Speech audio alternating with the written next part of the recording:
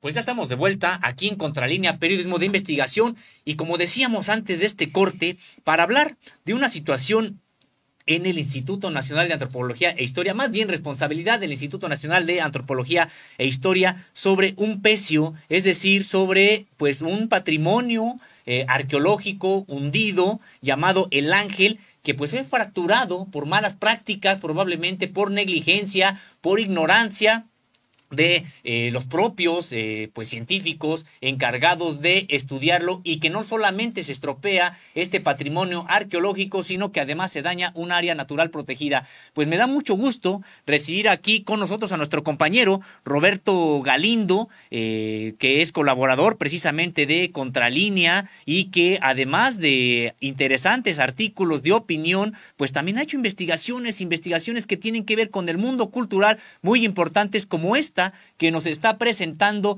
y que como decíamos, pues cuenta con todos los documentos y las evidencias en una investigación profunda sobre lo que ocurrió allá en el Caribe mexicano. Pues Roberto Galindo, gracias por estar con nosotros. Bienvenido a esta tu casa, a Contralínea Periodismo de Investigación. Pues gracias, Osimo, gracias, Erika, por estar aquí anunciando este reportaje y pues el placer es mío. Así es. Pues gracias, perdón, Erika. Sí, no, me gustaría que nos platicaras como el ABC de esta problemática que, bueno, previo a que empezáramos el programa, Sosimo y yo platicábamos del tema y se nos hace muy preocupante que, pues primero no se dé como mucha difusión de este tipo de situaciones. Parece que hay cierto hermetismo en el INAH para dar luz a este tipo pues sí, de problemáticas. Pues mira, el asunto es que la gente del INAH, los científicos del INAH de la Subdirección de Arqueología Subacuática, realizaron trabajos de exploración y de investigación en Banco Chinchorro, que es una reserva, un área natural protegida, donde se encuentra gran cantidad de naufragios o pecios, así se les llama. Estos son bienes de la nación, bienes culturales, y resulta que durante una de las exploraciones e investigaciones que realizaron en el año de 2018, en el ejercicio de la disciplina, dañaron los bienes culturales.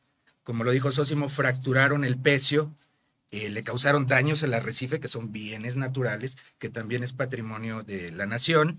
Esto sucedió en 2018, pero hasta la fecha no ha habido un resolutivo, no se ha solucionado el asunto y pues todavía no sabemos qué hicieron en consecuencia, ¿no? Pero es grave porque pues ellos son los encargados de preservar y de investigar el patrimonio, ¿no? Entonces, si ellos lo dañan, pues ¿quién nos garantiza a nosotros que el Instituto Nacional de Antropología e Historia está haciendo bien su trabajo cuando se trata de patrimonio cultural sumergido?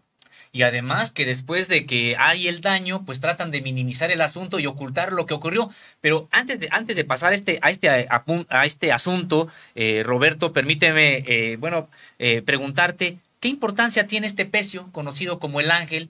¿Por qué es importante preservar particularmente este patrimonio y todo el patrimonio que hay en esta área? Bueno, mira, un pecio son los restos de un barco que naufragó por diversas circunstancias, ¿no? Pudieron ser factores humanos o factores naturales, ¿no?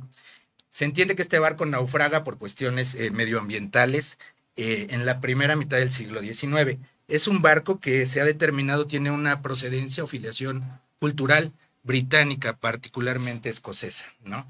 Entonces un barco es un vestigio, es un testimonio de la cultura naval de la época.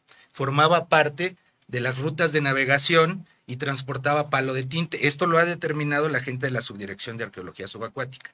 Entonces es un bien que representa parte de nuestra historia marítima, naval, es un patrimonio histórico de un valor inconmensurable. No hay manera de valorar este pecio y el daño que sufrió porque no es un valor económico. Estamos hablando de un valor histórico. Entonces, pues preservar el patrimonio cultural sumergido es lo mismo que preservar la pirámide de Teotihuacán o algún otro resto cultural piramidal o en alguna de las zonas arqueológicas terrestres. O sea, estamos hablando de nuestra historia, de un bien de la nación. Entonces, causarle un daño, pues es una cuestión muy grave que incluso puede ser objeto de cuestiones legales, ¿no? Dañar el patrimonio cultural es un delito. Y además el presidente de la República ha dicho que hay una cruzada prácticamente a nivel nacional que involucra a otros países del mundo para preservar, dice el presidente, el patrimonio cultural. Pues esto prácticamente, digamos que bueno, es un caso, no sé si aislado, ya tú nos lo comentarás de acuerdo con la experiencia que te dio hacer esta investigación, pero tú mismo eres arqueólogo subacuático, tienes una, digamos, una formación sólida en ese sentido. Sí, mira, de hecho, bueno, con referencia a lo del presidente, el año pasado mandó una carta a todos los servidores públicos, empleados federales, que se dedican a la preservación y la investigación del patrimonio cultural y del patrimonio natural, ¿no? Y el presidente señalaba en esta carta que pues ellos son responsables ante la sociedad de la preservación y de la investigación, pero también son responsables cuando se daña el patrimonio, se trafica con y pues este caso no puede quedar impune, ¿no? Pero parece ser que el INAH ha hecho oídos sordos a la carta del presidente porque no han dado una explicación concreta, no se ha hablado de sanciones a los responsables, no se ha dado una explicación de qué pasó con este patrimonio, de qué pasó con las cabezas de coral, de la parte del arrecife que fue dañada. No sabemos qué han hecho, porque como bien dijiste al principio, pues hay un hermetismo por parte de las instancias gubernamentales, del INAH y de la CONAM principalmente. Ahora, en este reportaje que ya se puede ver en Contralínea, Roberto Galindo comentas que es la primera vez que un sitio arqueológico subacuático es responsabilidad del INAH y actualmente esta problemática ya es investigada por las procuradurías, tanto la General de la República como la de Protección al Ambiente. Pues mira, Erika, lamentablemente estamos ante la primera ocasión en México que un sitio arqueológico sumergido, que es responsabilidad de la Subdirección de Arqueología Subacuática y del INAH, es investigado por una fiscalía, por la Fiscalía General de la República y por la Profepa, que es la Procuraduría Federal de Protección al Ambiente. Entonces sí estamos ante un caso, pues digamos, excepcional en el ejercicio de la disciplina y que yo siento que esto va a abrir una pauta para que el INAH nos señale a la sociedad, nos informe de los protocolos que ellos tienen para casos como este en que sus mismos investigadores causan un daño a los bienes de la nación. Y además, este asunto involucra a científicos extranjeros, porque entre los involucrados hay un arqueólogo argentino que estaba fungiendo como coordinador o codirector del proyecto. Entonces, pues esto ya implica instancias internacionales, ¿no? Roberto, vemos también en esta investigación que has realizado que, bueno, pues involucra a científicos extranjeros e involucra también, pues, a una comunidad muy pequeña. Es una comunidad, me refiero, como es muy especializada, digamos, no se encuentran por todos lados arqueólogos submarinos, digamos, como se pueden encontrar de otras profesiones, etcétera. Entonces, vemos incluso que una pasante es la que estaba a cargo o está a cargo de este proyecto todavía, ¿es así? Bueno, sí, mira, dentro de todo este asunto hay varias irregularidades en el proceder del INAH, ¿no? Entonces, pues no queda claro por qué una pasante en arqueología es la directora de un proyecto de tal magnitud y tampoco queda claro por qué se le concedió la codirección al arqueólogo, al doctor Nicolás Ciarlo, se llama, de Argentina. O sea, no queda claro por qué el subdirector de Arqueología Subacuática, el doctor Junco Sánchez, pues le concede la codirección de un proyecto tan relevante a un investigador de otro país. Siempre hay colaboraciones con otros países y todo, pero no queda claro por qué le conceden la dirección de esto. Solo el subdirector de Arqueología Subacuática puede determinar quién dirige los proyectos, aunque finalmente él es el responsable del sitio y del proyecto, ¿no? Más allá de la directora y más allá del codirector, ¿no? Entonces, y tienes mucha razón en lo que dices, los arqueólogos subacuáticos pues son un grupo muy, digamos, selecto, porque además de tener que ser arqueólogo, necesitas tener experiencia de buceo, necesitas hacer trabajos riesgosos en mar, en embarcaciones, y en el caso de México, pues durante años, durante décadas, el grupo de arqueología subacuática pues no creo que pase de los 30 miembros, ¿no? O sea, es un grupo reducido. Y a nivel internacional y en otros países se da el mismo caso. Los grupos de arqueología subacuática son grupos de personas, digamos, de la élite de la arqueología, ¿no? porque aparte de hacer arqueología, pues la tienen que hacer en contextos sumergidos, ya sea el mar, ya sean lagos, lagunas, cenotes, en ríos. Entonces implica ciertas actividades muy profesionalizadas para el ejercicio de la disciplina. Y esto pues contradice el hecho de que hayan dañado un barco durante sus investigaciones. Cuando platicábamos Osimo y yo antes de entrar al programa, decíamos es que no parece lógico porque pues uno pensaría que cuando encuentras algo que ya tiene muchísimos años tienes que tener toda la delicadeza para su trato. ¿Qué pasó? ¿Qué pasó con este pecio? Platícanos.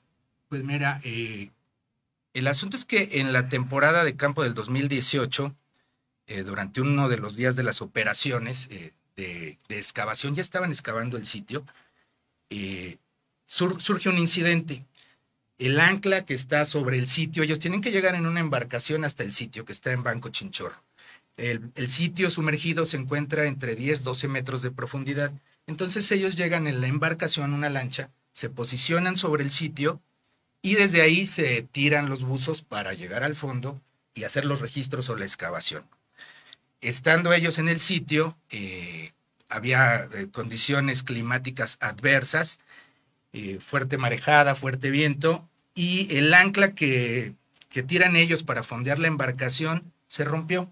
Esto hizo que la embarcación se moviera, pero hay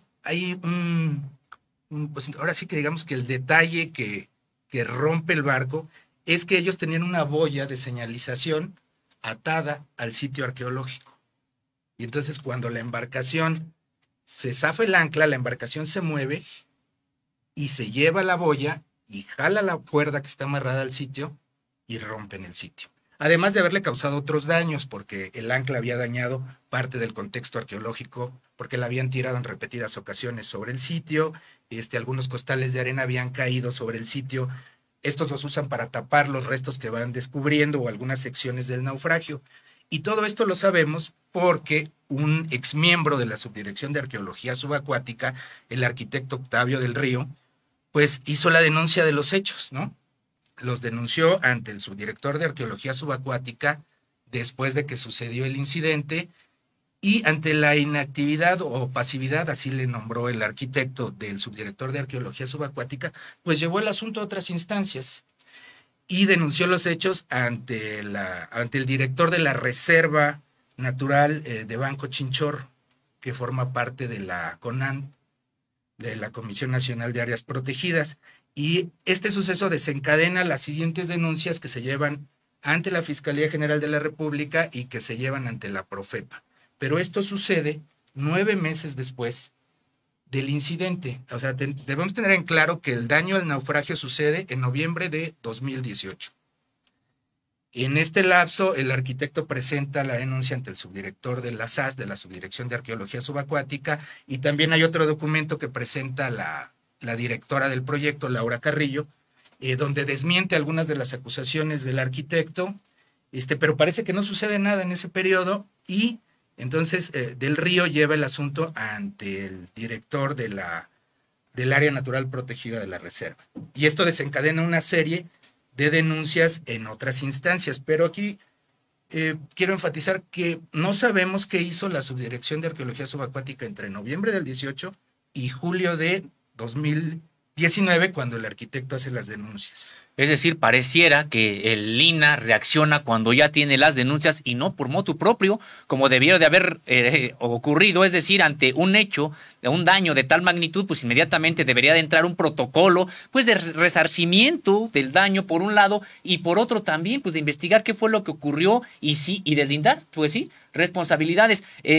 Roberto, en esta investigación que realizaste, pues no nada más, obviamente te quedaste con lo que pudo haberte dicho el arquitecto que denunció el hecho, sino que consultaste prácticamente a todos los involucrados. Algunos no quisieron, en el caso de las autoridades, ir a fondo, realmente responder todas las preguntas que Contralínea que tú le hiciste, pero hay una entrevista, me parece importante rescatar, con el capitán.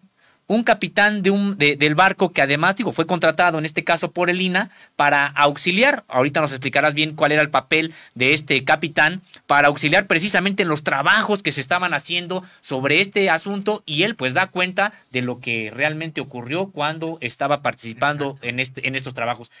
Si quieres, pues puedes introducirnos un poco y mandamos a los audios que tenemos de la entrevista con el capitán. Sí, mira, en efecto, bueno, Contralínea contactó, buscó a todas las partes involucradas, como debe ser, y además del denunciante, buscamos a las autoridades del INAH, a las autoridades de otros organismos internacionales, de lo cual ya hablaremos adelante, y buscamos al capitán de la embarcación, al capitán Sami Collie Chandés, es conocido como el capitán Chandés. Él fungía como capitán de la embarcación Perla Negra, que es parte de la cooperativa Paraíso Caribe, que son un grupo de prestadores de servicios turísticos que tiene permiso para llevar gente, turistas e investigadores a Banco Chinchorro, que es una reserva, ¿no? Entonces lo buscamos y pues le pedimos su testimonio sobre los sucesos. ¿Qué sucedió el día del incidente cuando se rompió el ancla de la embarcación de apoyo en superficie? ¿Qué sucedió con los restos culturales sumergidos? Y bueno, el capitán, aparte de darnos luz sobre este asunto, pues nos dio información relacionada con los sucesos posteriores al evento, que pues son de declaraciones fuertes y que esclarecen en cierto modo lo que ha sucedido una vez dañado el barco y la reserva natural en las instancias legales, y nos enfatiza el proceder del INAH. Incluso al capitán lo han culpado como responsable del daño al barco. A ver, si les parece, veamos este primer corte de la entrevista que Roberto Galindo, que Contralínea, sostuvo con el capitán Sami Collie. El ancla estaba enterrado en la arena. Ajá. Pero había olas de 1.5 metros, casi 2 metros de altura, estaba fuerte la marea, y el émbolo del ancla... ¿El émbolo? Sí, se quebró. Entonces, al ver eso, les dije a los que estaban a bordo que apagaran la máquina, la bomba de succión, sí, donde estaban ellos desenterrando el barco, sí, una bomba de agua de sí, compresión. La draga, ajá. La draga, exactamente. Entonces, tuvimos que apagar eso, pero ellos, desde que llegamos a los trabajos, ellos se tiraron al agua con un cabo. Ajá. A mí nunca se me informó en qué parte lo amarraron, porque siempre lo amarraban en un ancla que tenía el ángel. Entonces, uno de los investigadores, creo que es argentino, junto con sus asistentes, bajaron, amarraron el cabo, pero al parecer lo amarraron en un barandal del barco. Sí, eso es lo que entiendo. A la hora de que la embarcación empezó a recalar, yo tuve que proceder a cortar el cabo para no dañar y todo, para que no se me vaya a hundir la lancha, porque iba a entrar el agua de la popa. Mira, yo tengo entendido que el día que se rompió el ancla fue el día que también la embarcación tuvo contacto con la boya, y la boya fue la que finalmente rompió el barco o los restos. Sí, la boya, es como les digo, ellos amarran ese cabo y amarran una boya en la punta del cabo. Ajá.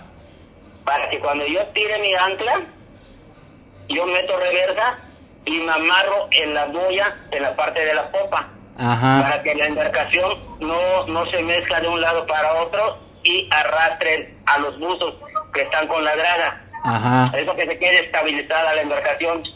Y claro que cuando se reventó cuando se quebró el ancla, pues la fuerza lo hizo la popa. Ajá. Pues se sentó de más, y le digo, estaba recia la ola. Ajá. Estaba fuerte el viento, y lo que yo hice es cortar la soga para no seguir ocasionando daños. Sí, porque ibas jalando el ancla, ¿no? Bueno, la embarcación iba jalando el ancla. No, el ancla se quedó atorada en el fondo. Lo que estaba, la soga que tenía amarrada, la boya, es la que ellos pusieron en el barandal del barco. Ya entendí. A ver, déjame te lo repito para ver si entendí bien. el ancla falla o se rompe y garrea. Pero al mismo tiempo la embarcación estaba sujeta a la boya que estaba amarrada al barco hundido Sí. por popa. Y tú lo que hiciste fue cortar la soga o la cuerda que estaba que mantenía la embarcación amarrada a la boya Exactamente. para evitar que dañara el barco. ¿Tú hiciste eso? Sí, exacto. Ah, ok. Entonces, tú, si entendí bien, tú dices que esto pasó cuando se rompió el ancla o el émbolo. Y la embarcación recaló, entiendo que se fue para atrás. Sí, se fue de un lado y ya el viento nos empezó a pegar por atrás. Y Jalando pesando las sogas de la boya, que no lo pude desatar, porque ya había apretado. Ajá. Y tuve que cortarlo, agarrar el cuchillo y cortar el cabo para que yo pueda mover la embarcación. Ok, a ver, entonces para que me quede claro, por proa la embarcación estaba con el ancla. Sí, Y por popa la embarcación estaba amarrada a la cuerda de la boya, de la boya. que estaba amarrada al barandal del barco hundido. Exactamente. Entonces cuando se rompe el ancla, el émbolo, la embarcación se mueve, recala, se hace para algún lado, para atrás, y jala la boya con todo y la cuerda y rompe el barco hundido. Exacto. Eso es lo que pasó.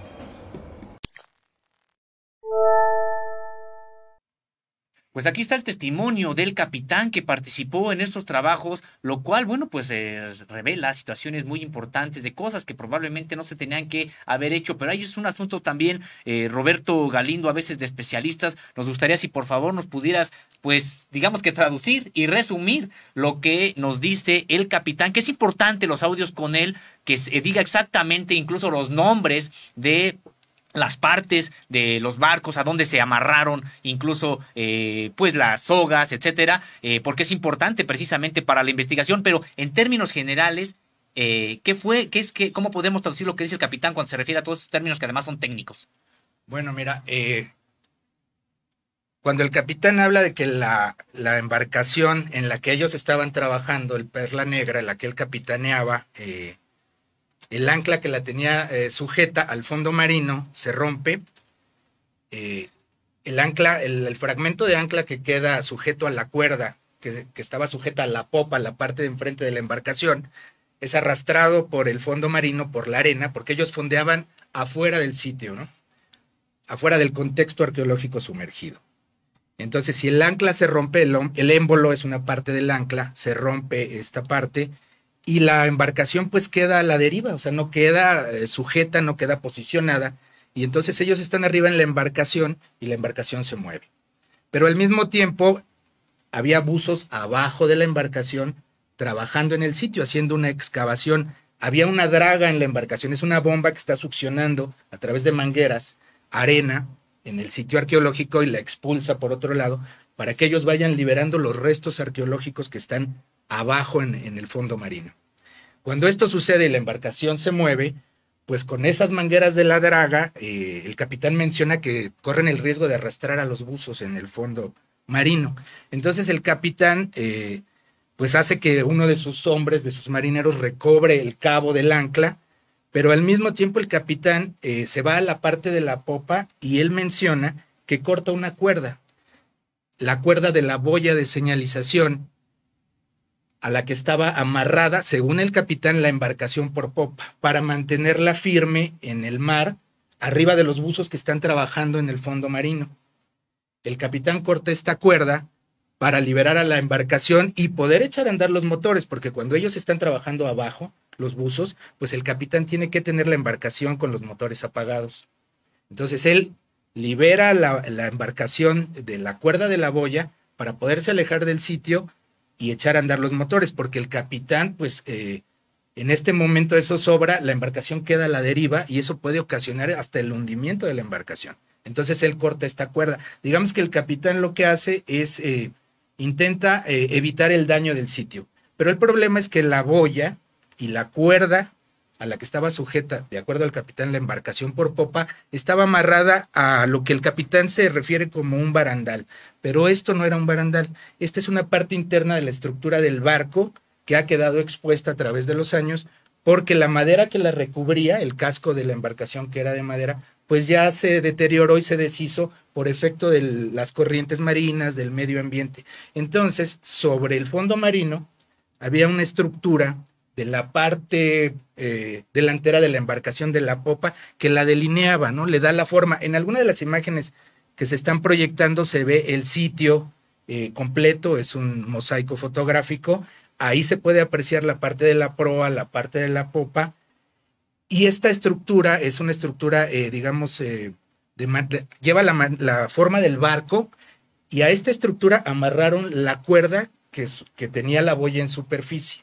Entonces, cuando la embarcación se lleva la boya con la cuerda, la jala, pues se rompen entre 4 y 5 metros de la estructura interna del barco, que es un elemento diagnóstico de las dimensiones de la nave cuando estaba en funcionamiento. Ahora en el fondo marino pues no se aprecia la nave, se ve unos montículos de lastre, se ve el ancla de la embarcación, una que por cierto el capitán menciona que se llevaron del sitio arqueológico, que la enterraron en un arenal, que la izaron con boyas de izado abajo los buzos y se la llevaron.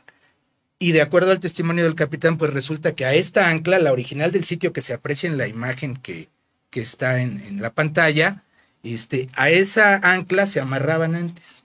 Entonces el capitán comenta que el equipo de subacuática se amarraba esta boya al ancla, pero como en la temporada del 2018 se llevaron el ancla a otro sitio, un ancla de dimensiones masivas, pues a los directores del proyecto, a Laura Carrillo y a Nicolás Ciarlo, se les ocurrió amarrar la boya de señalización a la buzarda, que es lo que el capitán se refiere como barandal, que no es un barandal, es parte de la estructura interna. Y esto es pues una de las afectaciones más graves al contexto arqueológico. Perdón, nomás para aclarar, o sea, amarraron o sea, se anclaron, digamos, amarraron el barco que estaba arriba, lo amarran al que estaba abajo, que supuestamente están estudiando. Eso es lo que hicieron, amarraron la lancha de apoyo en superficie a los restos culturales, a lo que es el pecio. Y entonces cuando viene este oleaje que no pueden controlar, arranca. Fíjate que ahora que mencionas el oleaje, es importante resaltar lo que dice el capitán. Él menciona olas de 1 metro, 1,5 metros, ¿no? Yo creo que las condiciones climáticas de ese día no eran las óptimas para la operación, y pues yo creo que... ¿Pudieron haberlo previsto? O sea... Pues yo creo que no se debe salir a trabajar cuando hay un oleaje fuerte, cuando hay mucho viento, porque eso incluso te puede poner en riesgo a los participantes, ¿no? Bueno, de hecho se puso en riesgo la vida de, por lo que yo entiendo, de quienes estaban haciendo el trabajo. Pues mira, si la embarcación, al momento de que el ancla de fondeos garrea y la embarcación se mueve, la embarcación se va a llevar las mangueras de dragado que las están manipulando abajo los buzos. Entonces sí, los puede dañar físicamente, las mismas mangueras o el ancla que viene garreando. Digamos que cuando el ancla se rompe o garrea, eso lo podemos considerar un accidente, una cuestión fortuita. Pero el que los buzos o los investigadores hayan amarrado la boya de señalización al sitio arqueológico, pues eso no es una práctica aceptable en el medio académico de la arqueología subacuática. Sobre todo porque se supone que los investigadores del INAH deben de actuar con toda la delicadeza, ¿no? O sea, hemos visto cuando se encuentran ciertos vestigios arqueológicos que incluso pues ponen estos señalamientos para que la gente no se acerque, para que no toque. En los mismos museos hay mucha protección a los vestigios, a lo que hay en exposición, en exhibición, porque pues sí, son objetos muy delicados. Pues sí, mira, incluso el mismo INAH, con la celebración de su 75 aniversario, hizo una publicación sobre todos los restos culturales que se encuentran en Banco Chinchorro. Y en esta publicación mencionan al sitio El Ángel, al pecio El Ángel, como un museo subacuático o submarino, ¿no? Y en esta publicación ellos hacen una serie de recomendaciones de cómo se debe comportar el turista o la gente que va a visitar el sitio, porque los prestadores de servicios llevan a gente a bucear los sitios o a snorkelear sobre los sitios arqueológicos con una explicación sobre los contextos sumergidos. Y una de sus recomendaciones, el punto 6, si no mal recuerdo, de esta recomendación que hace la Subdirección de Arqueología Subacuática y el Instituto Nacional de Antropología e Historia, es que no se debe usar un sitio arqueológico sumergido como punto de amarre para las embarcaciones, ¿no? Entonces, pues ellos mismos generan una reglamentación de acceso al sitio y pues ellos mismos la rompen, ¿no? Y entonces esto, pues sí, nos debe llamar la atención sobre el proceder del Instituto Nacional de Antropología e Historia en cuanto a contextos sumergidos. Y Roberto, Roberto Galindo, tú mismo eres un arqueólogo subacuático, tienes experiencia en el asunto, pero esto no nada más lo dices tú. Pudiste hablar con el arqueólogo subacuático por la Universidad de Södertörns Högskola, Suecia, Eduardo Roa Brindilsen, quien cuenta con diplomado en gestión de proyectos culturales por la Universidad de Estocolmo, especialización en biología marina y oceanografía por la Universidad de Gotemburgo, diplomado en ciencias ambientales por la Universidad de Uppsala y es buzo profesional técnico de larga trayectoria. A él precisamente le preguntaste si atar la boya de señalización a la estructura o restos materiales del contexto sumergido que se investiga es una práctica regular de la arqueología subacuática. Lo que te responde, y lo decimos de manera textual, es: en mis 20 años como arqueólogo no recuerdo haber visto atar una boya de señalización directamente a una estructura o resto material sumergido, por lo que no es una práctica habitual de la arqueología subacuática. Lo habitual es señalizar un sitio o estructura con una boya con un fondeo propio, o sea, mediante un peso muerto que se ubica cerca de la estructura o sitio arqueológico, lo cual se puede, además, utilizar como línea de descenso. Una vez en el fondo, dependiendo de la profundidad y visibilidad, se puede atar una línea guía para llegar al sitio.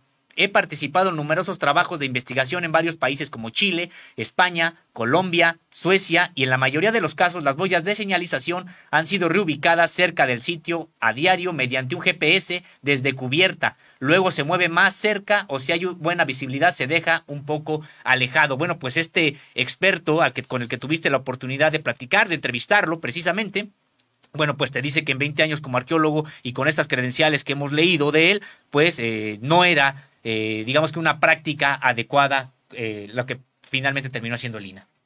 Pues mira, sí, afortunadamente el arqueólogo subacuático Eduardo Roa Brynildsen accedió a hablarnos, a explicarnos pues la experiencia que él ha tenido en diversos proyectos en varias partes del mundo.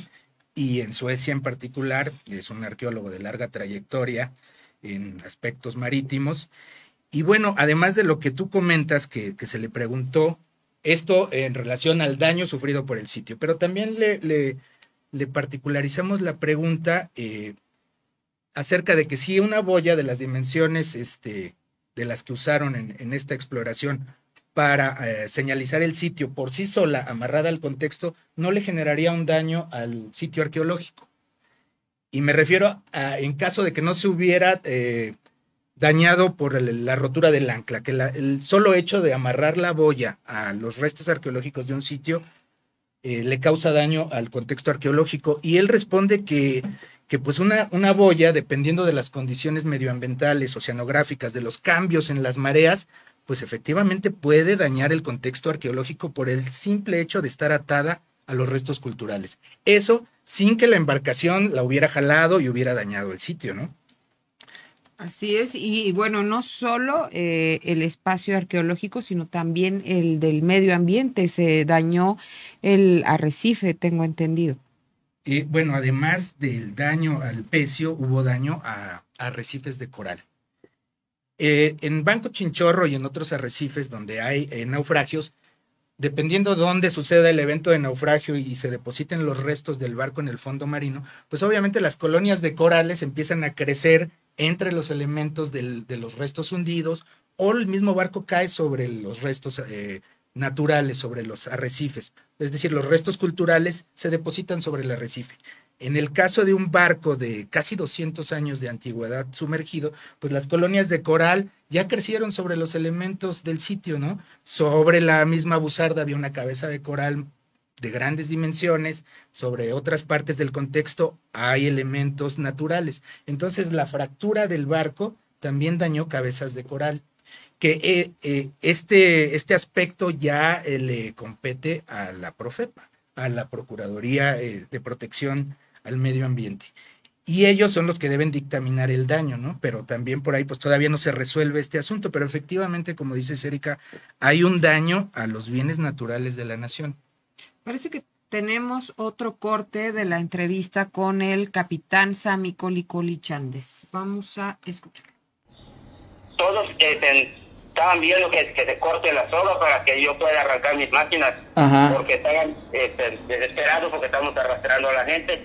Unos estaban jalando las mangueras, el otro, el marinero, estaba jalando la soga del ancla que se me rompió. Sí. Y yo, pues, estando en el control de mando, agarré el cuchillo y corté la soga y empezamos a recalar. Pero fue en fracción de segundos que se cortó el cabo. Pues aquí está el capitán de Perla Negra, el Sammy Coli, pues explicando precisamente pues estas malas prácticas que él pudo haber detectado cuando participó en estos trabajos que se hicieron en el pecio El Ángel, y que terminaron por dañarlo. Vamos a escuchar qué fue lo que ocurrió incluso después de que ya vino el daño, pues cómo trataron pues prácticamente de ocultarlo los propios investigadores a cargo del asunto. Escuchemos de nueva cuenta a Sammy Coli.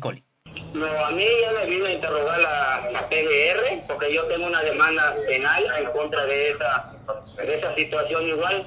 Ah, ¿tú también pusiste demanda? No, yo no. Octavio del Río demandó al INA y el INA me demandó directamente a mí como responsable, que porque yo soy el capitán de la embarcación. Entonces, el que mete la primer demanda es Octavio contra la subdirección, contra el INA, ¿no? Sí. Y luego a ti te demanda la subdirección como capitán. Exactamente. Y, oye, ¿y después de eso han regresado al sitio? Ya regresaron y todo, pero no han ido conmigo. Ah, ya no te llevan. No, ya no. Y te digo, como ellos también arrancaron el ancla que estaba pegado entre el poco de coral que se formó encima del barco. Ajá. Y todo, ellos le metieron aire a presión con unas boyas grandísimas. Ajá. Y arrancaron y sustrajeron el ancla del lugar. Sí. Y lo trasladaron a otro lado en un arenal para enterrarlo, para que no se vea el ancla. El ancla del sitio, el ancla del barco hundido. Exactamente, el ancla grandota del barco. Ajá, o sea, los restos del barco tenían un ancla grande. Sí. Ahí se amarraba la boya de señalización del sitio al principio. Ah, exactamente. Eso lo hacían en las otras temporadas. Ajá, sí. ¿Y desde qué temporada se amarraron al barandal? De la temporada que fuimos, esa fue la primera temporada que lo amarraron en el barandal. Ah, ok, pero antes se amarraban de la del ancla hasta que se llevaron el ancla del barco hundido a otro lado. Exactamente.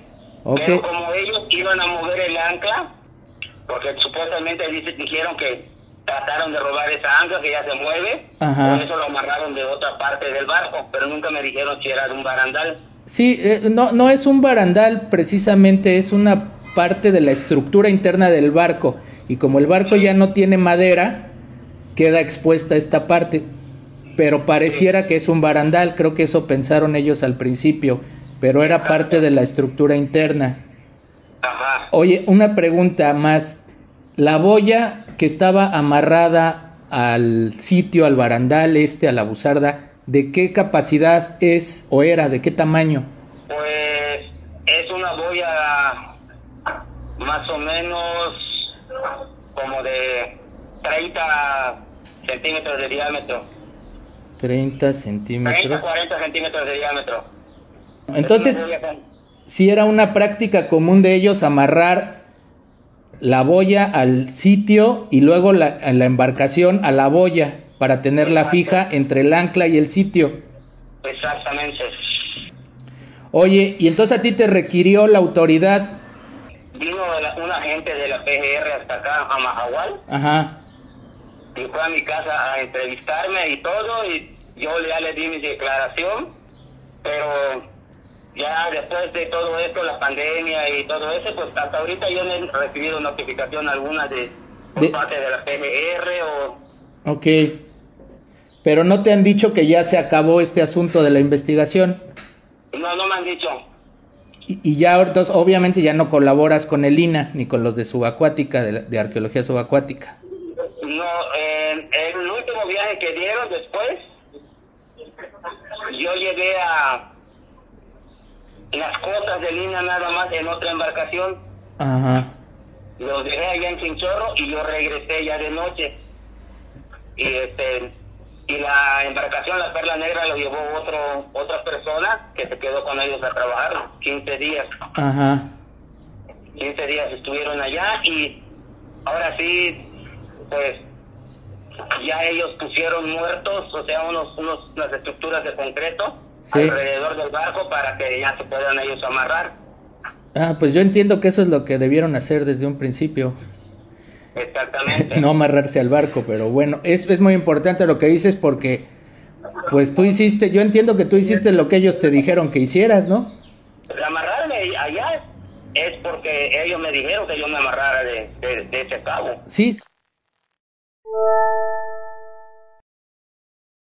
Pues ahí está Sammy Collie, pues diciendo varias cosas en esta entrevista, Roberto Galindo. Primero, acerca de las investigaciones, que incluso el INA trató, digamos, que desligarse del asunto, denunciándolo a él, cuando pues él solamente dice recibía instrucciones, da información importante, no se amarraron, no solamente a esta estructura, sino previamente se habían amarrado al ancla original, digamos, de este pecio, de este barco hundido. Se habían amarrado ya en ocasiones anteriores al ancla, después se amarraron a la estructura, y también lo que señala es que ya después llevaron estos pesos muertos que hundieron, digamos, alrededor del sitio arqueológico, y ahora sí, digamos que atrancaron o anclaron, digamos, la embarcación arriba. La anclaron precisamente con estos pesos muertos, cuando incluso le comentas en esta entrevista, pues es lo que debieron de haber hecho desde el principio. Pues sí, Sosimo, es de acuerdo al testimonio del capitán Collie, los investigadores regresan en noviembre de 2019 a hacer 15 días de trabajos en Banco Chinchorro en el contexto arqueológico. Ya no fueron con él, ya no lo llevaron como él refiere, pero indica que fueron y llevaron los pesos muertos, ¿no? Estructuras pesadas que sembraron alrededor del contexto arqueológico, y como él lo dice clarito, pues ahora sí ya poderse amarrar la embarcación en superficie, ¿no?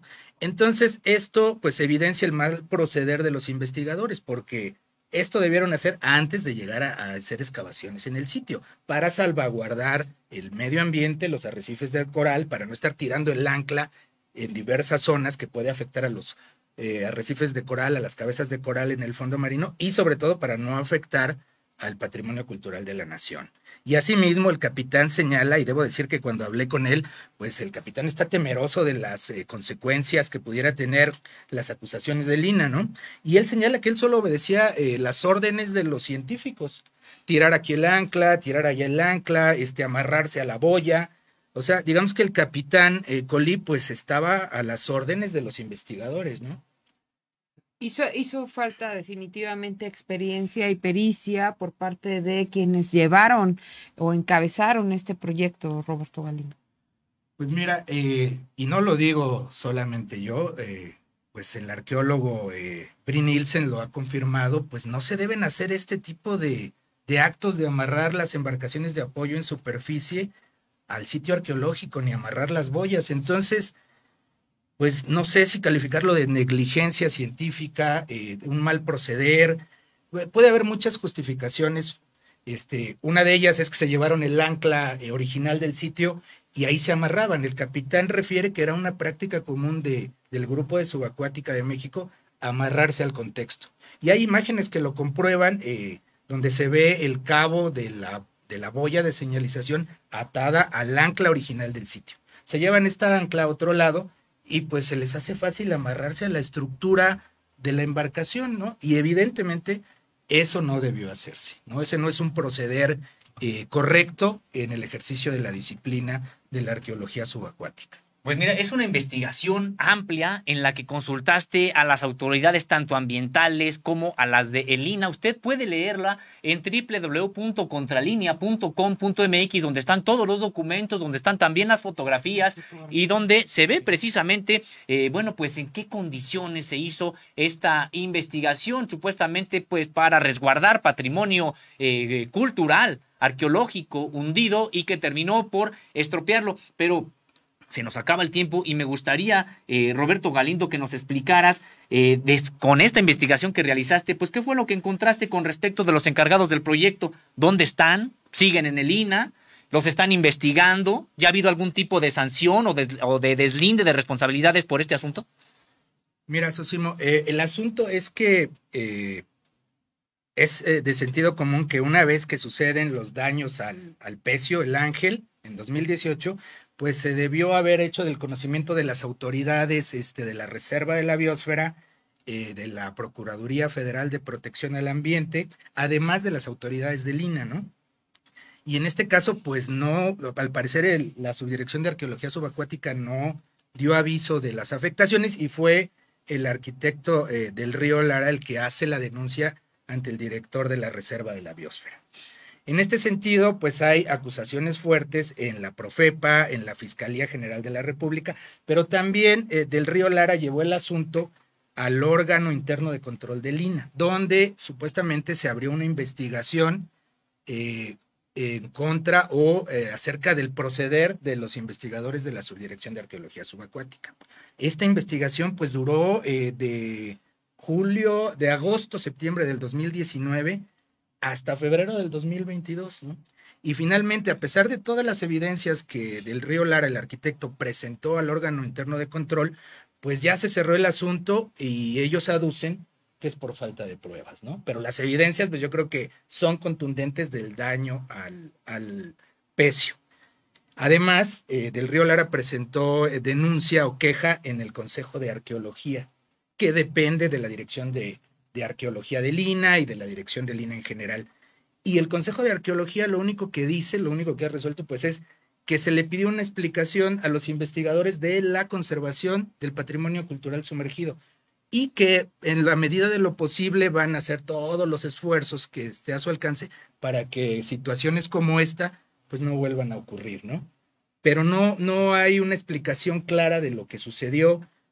Al parecer no hay una sanción del órgano interno del control, y si la hay, el INAH no la ha hecho pública, ¿no? Se le solicitaron los expedientes al OIC, al órgano interno de control, se le solicitó el expediente público de la investigación, pues no lo han concedido. Acudimos a la función pública, no ha habido resultados, y también cabe señalar que el arquitecto del Río presentó una queja ante el ICOMOS, que es un órgano internacional de protección a los monumentos históricos, ¿no? Tiene su sede en París, pero tiene una representación en México.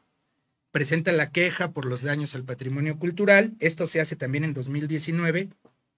Hay un periodo de tiempo en el que responde el ICOMOS, pero pues cuando responde con un documento en el que señala que la arqueóloga Elena Barba Meineke hizo una relatoría de los hechos y cataloga el incidente o el daño al patrimonio cultural como consecuencia de un accidente fortuito. Pero resulta que Barba Meineke colabora, trabaja en la Subdirección de Arqueología Subacuática y es subordinada del doctor Junco Sánchez, que es el subdirector de Arqueología Subacuática. Y este documento, esta relatoría de los hechos que exculpa a los miembros o a los causantes del daño, los miembros de Arqueología Subacuática, pues la firma el subdirector de Arqueología Subacuática. Entonces, por ahí este Consejo Internacional se deslinda y dice que ya todo está atendido, que las instancias correspondientes están atendiendo el asunto, que se está investigando y que para ellos es un suceso fortuito. Al director del ICOMOS México, a Saúl Alcántara Onofre, se le solicitó el documento, la relatoría de los hechos, pero no nos contestó. Por otra parte, también el denunciante del Río Lara presentó una queja ante la UNESCO, ¿no? Que tiene un consejo consultivo sobre patrimonio cultural, pero nunca le respondieron. Le mandó un correo electrónico a Ulrike Gering, que es la presidenta del Consejo consultivo de patrimonio cultural sumergido y pues no le responde. Pero resulta que Barba Meine, que también es miembro de este consejo consultivo como representante de México ante la UNESCO. Y curiosamente se presenta esta queja ante la UNESCO, no hay respuesta. Esto sucede en junio del 19 y 3 días después la UNESCO le da un galardón al proyecto de Banco Chinchorro, a Arqueología Subacuática y a Lina, por mejores prácticas en la conservación del patrimonio cultural sumergido, ¿no?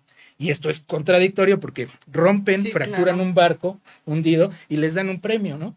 Entonces, bueno, pues esto pone en duda las aseveraciones del ICOMOS y pues el premio que les da la UNESCO, porque todavía no se resolvía el asunto en las instancias mexicanas, ¿no? La Profepa no ha dado un dictamen, la Fiscalía General de la República no había cerrado el asunto, esto estuvo vigente hasta diciembre de 2021, ¿no? Y aunque la Fiscalía ya determinó que no va a haber ejercicio penal, porque el asunto pues no fue intencional, ¿no? Yo no creo que los investigadores hayan dañado el patrimonio cultural y natural intencionalmente, pero sí fue un descuido mayúsculo, ¿no? Entonces todavía las investigaciones estaban abiertas cuando el ICOMOS pues ya los exculpa y la UNESCO hace caso omiso, ¿no? Diría mi abuela, para taparle el ojo al macho, porque no veo otras si el caso estaba en las procuradurías. Sí, y pues lo grave del asunto es que el caso llegó a las instancias de investigación, procuraduría,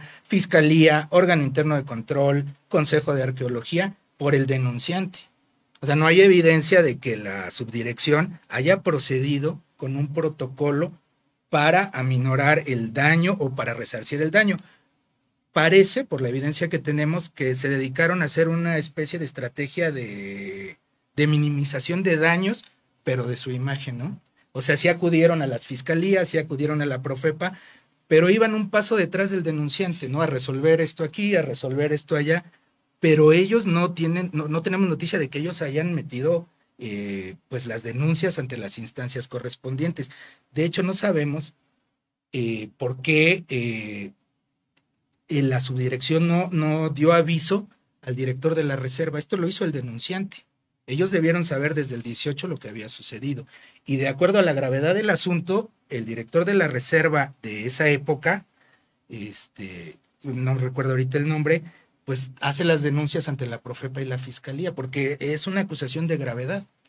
Pues un tema muy controvertido, perdón, ya nos han llegado varios mensajes. Sí, nada más comentar todavía este asunto de que finalmente se están cubriendo, digamos que entre ellos, cómo es posible que la encargada o la representante de la organización internacional termina siendo subordinada del director de la subdirección de arqueología subacuática. Y pues por lo tanto prácticamente no habrá ningún tipo de investigación porque sigue siendo, como decíamos, un grupo tan reducido que pues entre ellos se están cuidando las espaldas y vemos que no hay ningún tipo de rendición de cuentas. Y lo comento también, Roberto Galindo, estamos casi ya por cerrar, pero comentar esta situación en el sentido de que el INAH pues seguiremos sobre el tema. Este tema no está cerrado, nosotros seguiremos investigando, tú estás haciendo una investigación pues extraordinaria, muy importante sobre este asunto, y esperemos que el INAH se decida a hablar con Contralínea, esperemos que el INAH tenga la oportunidad de responder también a estas preguntas que se le ha formulado, que le has formulado, y que, bueno, pues hasta la fecha no ha aceptado el INAH referirse a este tema que nos parece muy importante.